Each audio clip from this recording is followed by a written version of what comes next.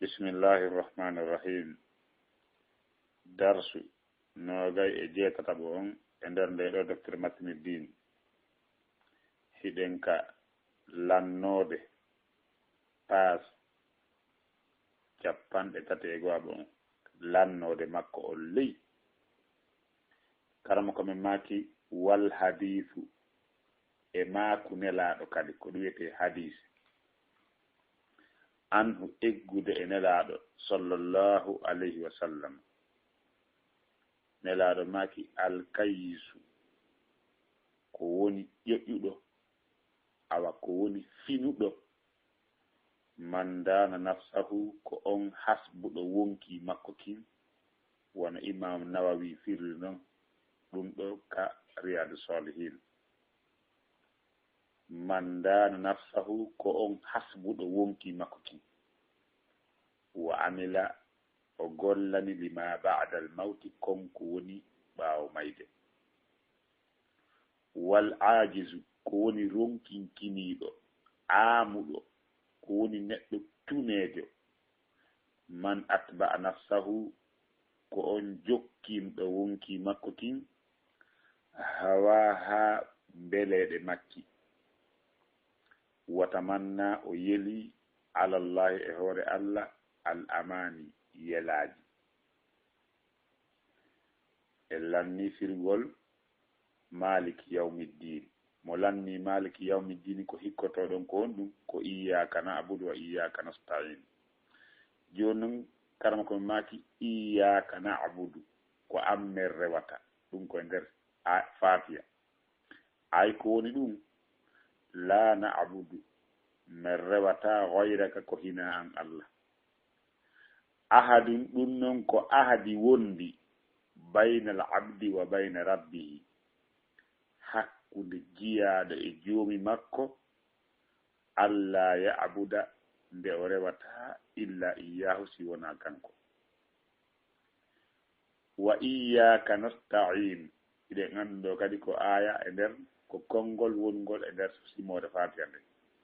Wa iyyaka nasta'in ko ammen ɗaɓɓirta ballal. ahadun ko ahadi wondi bayna al abdi hakkunde jiyaɗo wa bayna rabbihi e joomi makko allah yasta'ina nde o wallinorta bi ahadin hay e goto gayrillahi ko hina Allah. Voilà. Ihdina mo gayni wigol iyyaka na'budu wa iyyaka nasta'in ko ni kotoɗon ko ihdina siratal mustaqim. Ihdina fewnu men as-sirata e laawol al-mustaqima fewngol ngol. Ma'ana ko woni firo ko woni ma'ana ihdina fewnu men ko fanda ɗum awa dullana tindin men warsidina fewna men wa sabbitna tabintina men ko ɗum fanda ihdina tindin men fewna men tabintina men kadi. Wassiratu ko fanda ngol laawol ɗo laawol fewngol ngol wona yaarugol taransisi wona yaarugol mamu wona ngol bokingol wona autoroute wona perensi wona niger fanda ol ngol laawol ɗo. Wassiratu laawol ngol al islamu ko l'islamu fanda. Wa ila wi'ama ngol laawol ar-rasulu ko laawol nelanago. Wa ila wi'ama ko fanda ngol laawol al-qur'an ko al-qur'an arane karma ko men maki wal kullu kala e ɗi lintaɗi ɗo fof haɗɗum ko gonga siko l'islamu siko nelaɗo siko qur'an ɗum ɗo lurra. Wal mustaqimu ko woni fewngol ngol allazi ko ngol laawol la iwaja fihi ka oñi tawa ko turi ɓuro ƴoƴo ma ka ɓoyli wirasi ala e mum. Allazi ngol laawol la iwaja fihi ko oñi ala e mum. Siratal ladina laawol ɓen an'amta alayhim ɓe neninɗa e dow muɗum peewal. ɗum noon ko tariqul mun'ami ko laawol neeminaaɓe ɓen aɗoyin e dow muɗum waddalilu dalilu on qawluhu ta'ala ko kongo Allah towɗon wa man yuti'i llaha kala ɗoftiɗo Allah war rasula o ɗofti nelaɗo Allah on fa ulaika no ɓen ma alladina ɓe wondoyay e ɓen an'ama Allahu ɓe Allah nemini alayhim e dow muɗum ko homɓe non minan nabiyina immorde annabaɓe 124 wasiddiqina e gonginɓe nelaɓe ɓen arana maɓɓe on fof ko seydna bakar siddiq wasuhada e sahindinaɓe gollawol Allah ɗum ko wona hamza en wasalihina e moƴƴuɓe e yijiyaɓe Allah bo du'umana en Umar ibn Khattab en wa hasuna moƴƴi ulaika ɓeɗo rafiqa wondaɓe mo wondi e ɓeɗo hare o heeɓi ko ɗaɓɓa ko yalla hawri nin e wondugol e ɓeɗo haray Darsou on mo go juuti ete ɗe yiltoɗen ndaren si famoto en wowa yanñigol ka naɓande arnere ɗo kono Darsuji gota e fo jerde ni seeɗa yalla hawri nin e sawaba voilà hiɗen andi en jangi ɓawa ɗo fira bisimillah rahmani rahim en andi ko wallinorgol barki e wallinorgol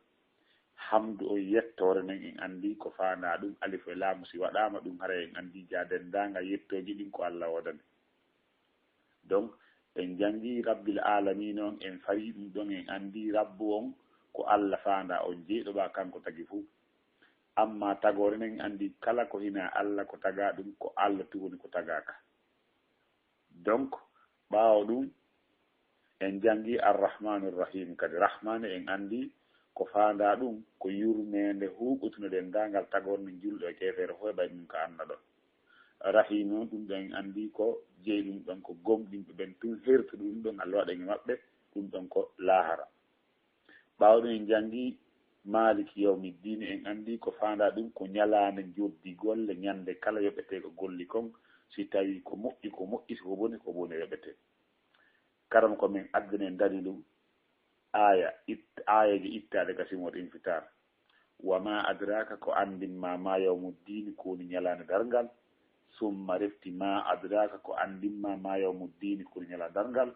yawma ko ñalande la tamliku jeytana yani wawana nafsu wonki li nafsi wonande wonki shay'an hay e hunde wal amru fiya keɗen fo yawmaji men ñande lillahi ko Allah waɗani ɗum ɗo ko aya Qur'an karama ko min ɗimmitir dalilon ko hadis ɓa dalilu julɗo ko wigol Allah daali nelaɗo maki amma ko hadis karama ko maki wal hadis e hadisu an eggaɗo e nelaɗo sallllahu alih wa sallam hadis on karama ko ɗo gon wiyano loƴi kono imo yinde defte boyi nelaɗo maki alkayisu ƴoƴƴuɗo ko woni ƴoƴƴuɗo nelaɗo yani maki wo ko neɗɗo sensibilisiɗo wonduɗo e pinal man dana nafsahu ko on hasbuɗo wonki makko en yii ka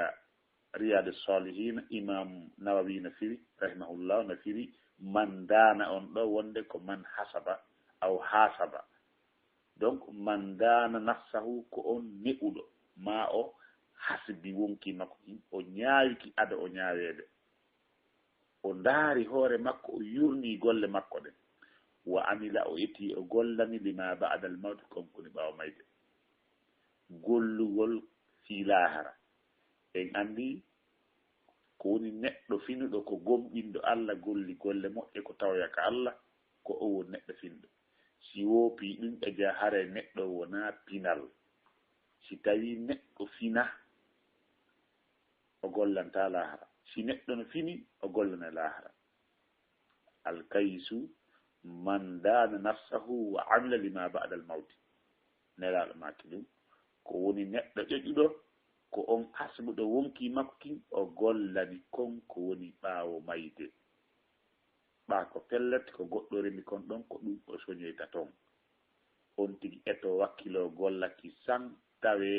ɓeɗo finuɓe fanɗuɓe ɓaɓen fanɗay gollanaɓe lahara ɓen ko fanɗuɓe yo on tigi eto tawe ɓen fanɗuɓe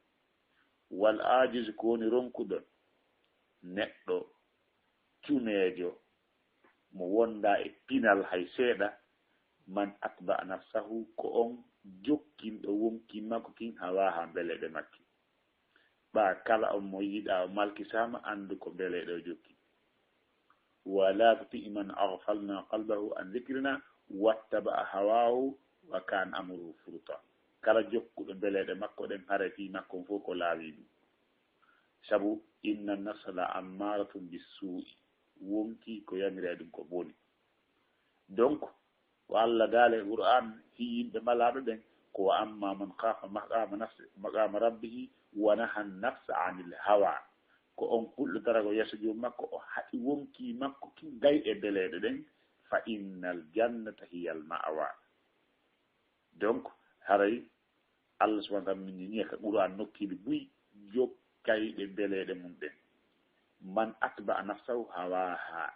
ko on jokkinɗo beleɗe wonki mum kin beleɗe ani beleɗe ko kifala kon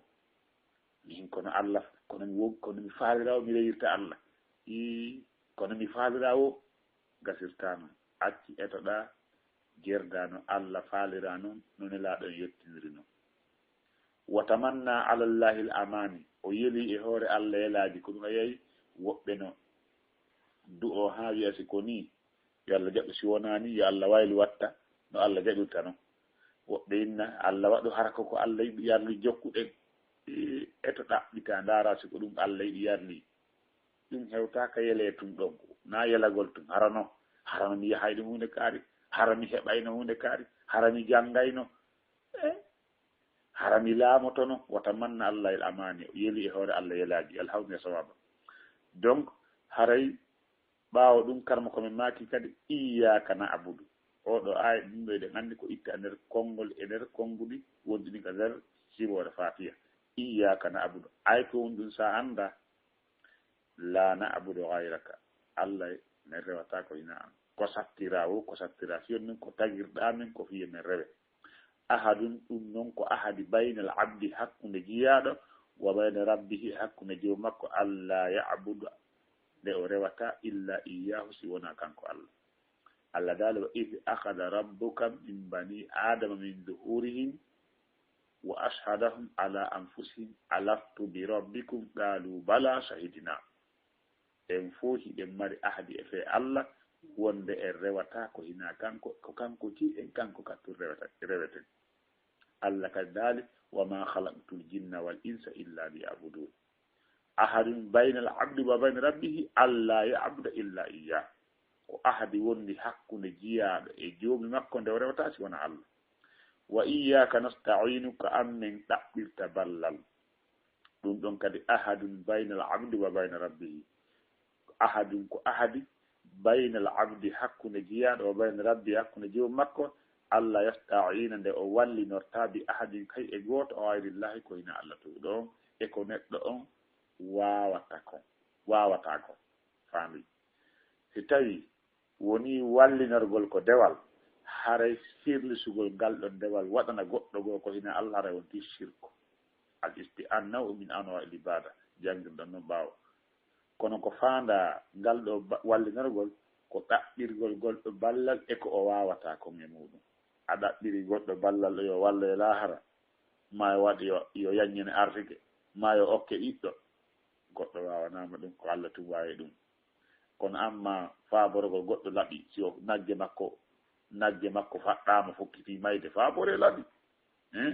ma ɗum walle men ɗo walle lam mi rondo ɗo sugaɗen balle ɗon fo haray ɗum ɗon fo wiyetake sirku voilà fabore ndiyam wallire men ndiyam wallire men ɗon ɗaɗo walliramo ndiyam weelaɗo wallirgol mo ñiiri ɗum ɗon wona sirku yalla hawni e sawaba donc ɗo naaki ihdina fewni men assirata e laawol almustaqima fewngol maana ihdina fewni men awa dulluna tindin men warsirna fewna men wa sabbitna tabintina men ko jelanaati e ngol laawol fewngol yalti ronki tabudude e mum no ɗuuɗi jokkuɓe ngol ɗo laawol ɓe yalti e maggol ko ɗum waɗi no haanane neɗɗo ka o toroto Allah yo Allah subhanahu wa ta'ala fewnumo yo Allah tabintinmo e ngol ɗo laawol fewngol wasiratu laawol ngol ko faandangol laawol al islamu ko laawol l'islam ngol faanda ɗon wa qila wiyama ar rasulu ko nelaɗo ko laawol nelaɗo ngol wa qila wiyama al qur'an ko al qur'an arani kono wal kullu ɗum ɗo fof haɓɓi ko gonga mo jokki l'islam o jokkay nelaɗo o jokkay qur'an mo jokki nelaɗo o jokkay l'islam o jokkay qur'an mo jekki qur'an o jokkay nelaɗo o jokkay l'islam andi ɗum ɗo fof ko gonga wa wal kullu ɗum ɗo fof haɓɓi ko gonga wal mustaqimu ko woni feewugol ngol alladi ko ngol laawol la iwaja fihi ka oñi wo tawa ara e muɗum ko ɗum faanda wa anna hadi sirati fattabi'u wala tattabi'u subula fatafarraqa bikum an sabili laawol Allah ngol ko raayiwal ko seli fus ala e muɗum wata on jokkuɗade seli koy ko sakko ɗum sendam e laawo feewugol ngol yottinayngol ngol ka aljanna yo Allah tindin en o fewna en o tabintina en e ngol laawol ha yottaɗen kal janna firdaus sirata alladina laawol ɓen an amta alayhim ɓe neniɗɗa e dow muɗum ko faanda ɗum tariqul mun'ami ko laawol neninaɓe ɓen alayhim ɓe dow mum wa dalilu qawlu ta'ala Allah dali waman yuti illaha kala ɗoftiɗo Allah war rasula e nelaɗo Allah on fa ulaika no ɓen ma alladina ɓe wonday e ɓen an ama Allahu alayhim baltode ɓe wondi e maɓɓe hacce ko tabiti waɗay ɓe wonday ɓen ɓe Allah nemini e dow muɗum min annabiyina immode annabaɓe wa siddiqina e gonginɓe annabaɓe ɓen wa suhada'i e sahindinaɓe wa salihina e moƴƴuɓe Allah tigidale wa hasuna moƴƴi ulaika ɓe ɗo rafiqa wondaɓe mo wondeɓe hare o ɗaɓ e heeɓi ko ɗaɓɓa ko yalla hawmi e sawaba haray ko ɗo wonten darade yitta ɗum wowirno noon naɓiɗen fi hon ɗum woɓɓe no yiɗi naɓidanede sabruka ko woɓɓe goo ko yi haysi ɓe sappanama ɓe e ko wonto jangete si tawi koko hawndire sawaba yiɗo nga ɗum ko Allah fudde e jarnirede ɗum jarnemo amma siko faljere ɗum ɗon artiranollam min toroɗon Allah yo yaafola kanama ko maki wal hadith e hadis anhu yettude e nelaɗo sallallahu alayhi wa sallam yo Allah juule makko isinam alkayis ko woni ƴoƴuɗo man dana nafsahu ko on hasbuɗo wonki makko ki wa amila o gollani lima ba'da al mawti konko woni ɓaawo mayde wal ajizu ko woni ronkuɗo man atba'a ko on jokkinɗo nafsahu wonki makko ki hawaha mbeleɗe makki watamanna o yeli alallahi e hoore Allah al amani yelaji iyyaka na'budu ko amen rewata ay ko woni ɗum la na'budu men rewata ghayraka ko hina an ahadun ko ahadi bayna al abdi hakkunde jiyaɗo o bayna rabbihi e hakkunde joomi makko alla ya'buda nde o rewata illa iyyahu si wona kanko Allah wa iyyaka nasta'inu ko amen wallinorta ahadun ɗum ko ahadi bayna al abdi hakkunde jiyaɗo o bayna rabbihi e joomi makko Allah yasta'ina nde o wallinorta bi ahadin hay e gooto ghayra Allahi ko hina Allah ihdina fewnu men as-sirata e laawol al-mustaqima fewngol ma'ana ko woni ma'ana ihdina fewnu men dulluna aw dullana tindinne warsidna fewnami wa sabbitna tabintiname wassirato laawol al islam ko l'islam wa ila wiyama ar rasulu ko nelaɗo wa ila wiyama al qur'an ko al qur'an wal kullu kala e mum haqqum ko gonga wal mustaqimu feewu ngolngol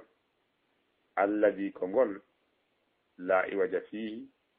hara ko ooñi ala e mum sirata alladina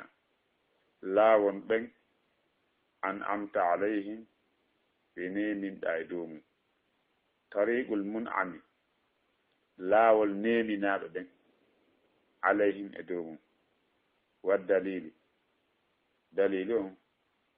qawluhu ta'ala konngol makko towɗo on wa man yuti illaha kala ɗoftiiɗo allah